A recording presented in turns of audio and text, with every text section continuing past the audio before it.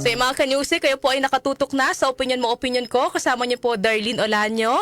Mayroon na naman po tayong pag-uusapang mga may init na balita sa loob at labas ng bansa. Mayroon na naman po tayong issue na bibigyan ng opinion ngayong araw po ng Monday. Pero bago po tayo tumungo sa ating mga may init na balita at issue, syempre dito muna tayo sa ating Food for the Soul and Food for the Spirit na hindi maaaring mawala tuwing umaga.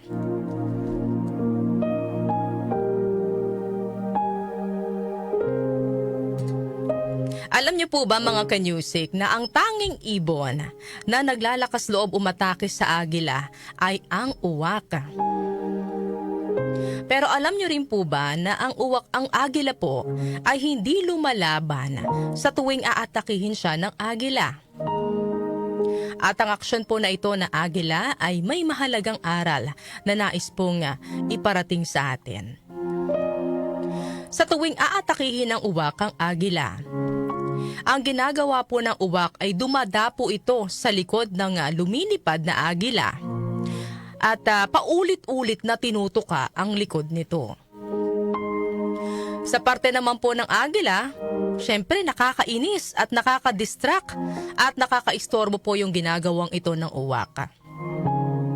Pero sa kabila nito, hindi po nagsasayang ng kanyang lakas ang agila. Hindi siya nagwawala, hindi siya pumapalag, at hindi rin po siya lumalaban. Pero may isang bagay na ginagawa ang agila. Iyon ay mas lalo siyang lumilipad ng mataas habang nasa likod niya ang uwak. Habang tumataas po ang altitudes, mas numinipis ang hangin. At hindi na ito kinakaya ng uwak. Kaya siya na mismo, kaya siya ay kinakapos ng hininga, nangihina at kusa na siyang nalalaglag. Nagtagumpay ang agila sa pamamagitan ng paglipad ng mas mataas at hindi pagpatol sa gustong umatake sa kanya. Ang ginawa po ng agila ay victory through elevation, not confrontation. Ano po ang aral na mapupulot po natin ngayong araw sa ating Food for the Soul and Food for the Spirit?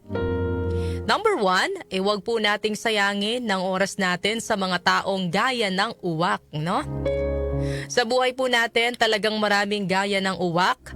Sisiraan tayo, guguluhin tayo, at gagawa ng mga bagay para hilahin tayo pababa. Maaari nilang tumbukin ng ating kahinaan, magdulot ng stress sa atin, at subukin ang ating pasensya.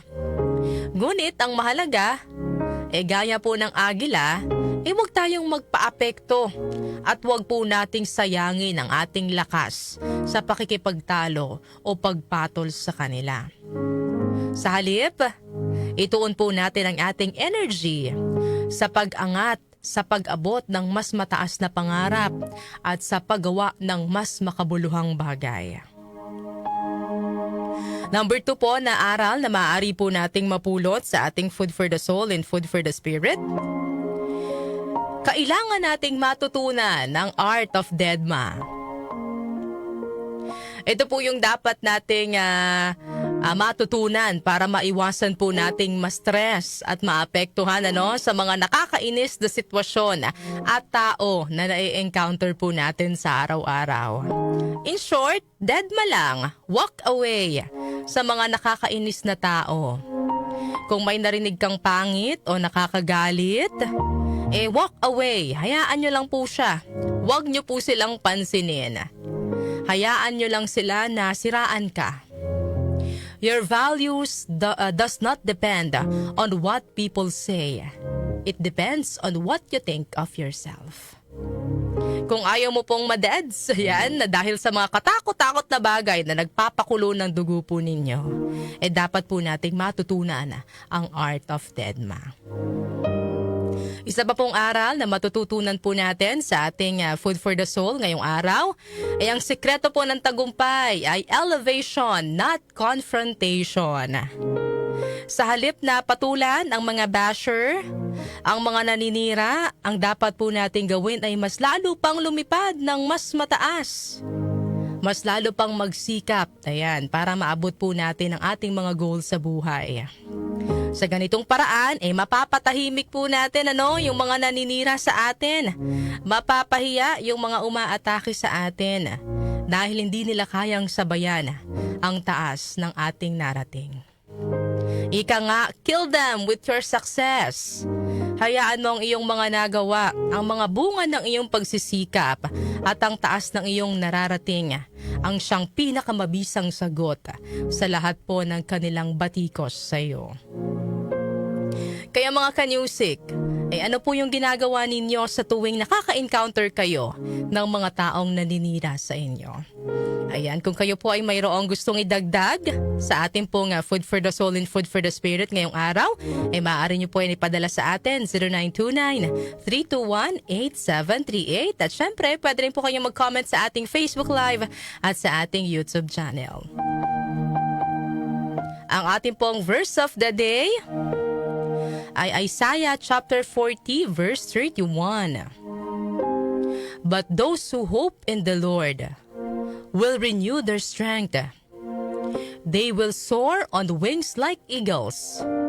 They will run and not grow weary. They will walk and not be faint. Ang talata pong ito ay nagpapaalala sa atin na ang tunay na lakas ay hindi po nagmumula sa sarili lamang kundi sa Diyos na pinagmumulan po ng lahat ng kalakasan. Kung paano ang agila ay hindi po nagpapatalo sa mga uwak na sumusubok sumira sa kanya, kundi mas pinipiling lumipad ng mas mataas, ganon din dapat tayo sa buhay mga kanyusik. May mga taong maninira, manghihila pababa at susubukin ang ating pasensya para mga uwak na kumakapit at tumutuka habang tayo ay lumilipad. Ngunit hindi po natin kailangang sayangin ang oras natin sa pakikipaglaban sa pagpatol sa kanila. Ang dapat po nating gawin ay magtiwala sa Diyos, magpatuloy sa ating layunin at umangat ng mas mataas. At yan po ang ating Food for the Soul and Food for the Spirit ngayong araw ng Monday. Ito naman mga kanyusik, tunghayan po naman natin ang awiting handog sa atin ni Albert Antivo.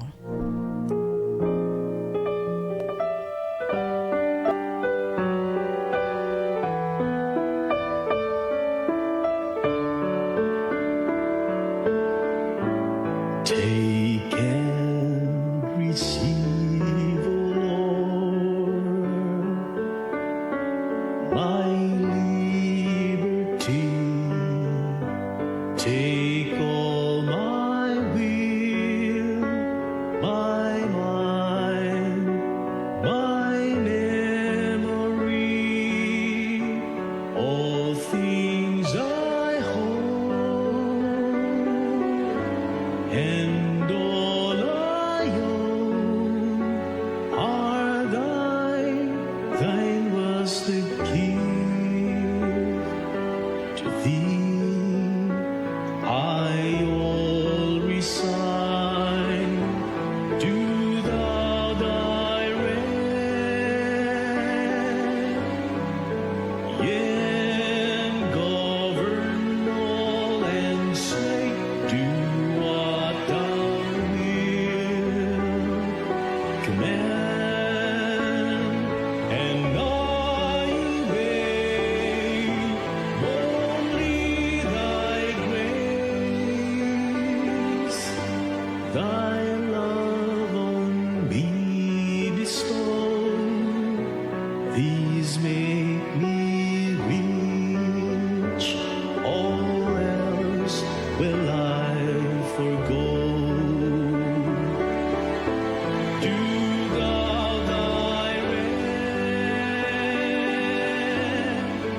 yea, govern all and sway, do what thou wilt command, and I obey only thy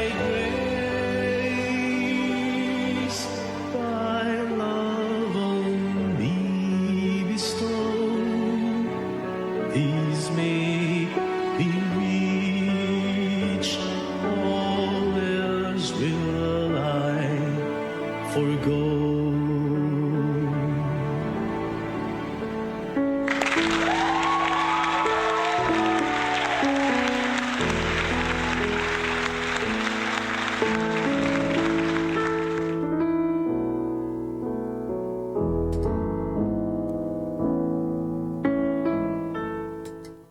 Ayan, maraming salamat Albert Antibo para po sa ating awitin, para po sa ating Food for the Soul and Food for the Spirit ngayong umaga.